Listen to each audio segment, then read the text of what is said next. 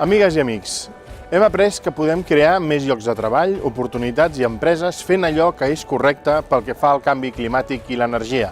Ho ha dit el president Barack Obama a la cimera sobre economia circular i innovació tecnològica que s'ha celebrat fa pocs dies a Madrid.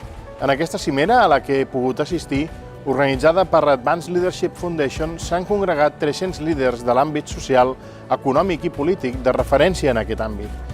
I s'hi ha tractat l'impacte de la innovació en el mercat laboral i la transversalitat en l'economia circular, així com la participació ciutadana, associativa i institucional.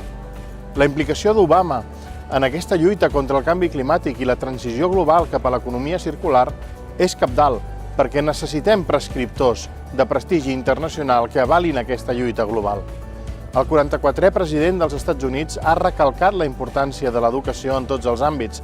Especialment ha recordat que hem de formar els joves a pensar de forma diferent amb un nou model centrat en la col·laboració i la resolució de problemes. I ha retret que quan no invertim prou en educació, en ciència, en recerca, en innovació o quan no promocionem prou la presència de la dona a la recerca, estem cometent un greu error. Certament és així.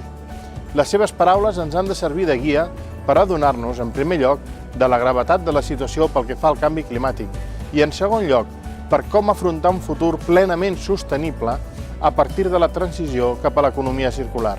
Per això, Obama ens va encoratjar a fer millors i més compromeses les nostres institucions i a generar credibilitat i confiança en les nostres democràcies davant la informació falsa que acaba generant una realitat paral·lela.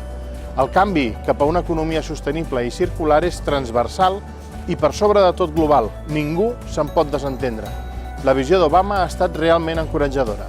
Posem-la en pràctica. Moltes gràcies i fins aviat.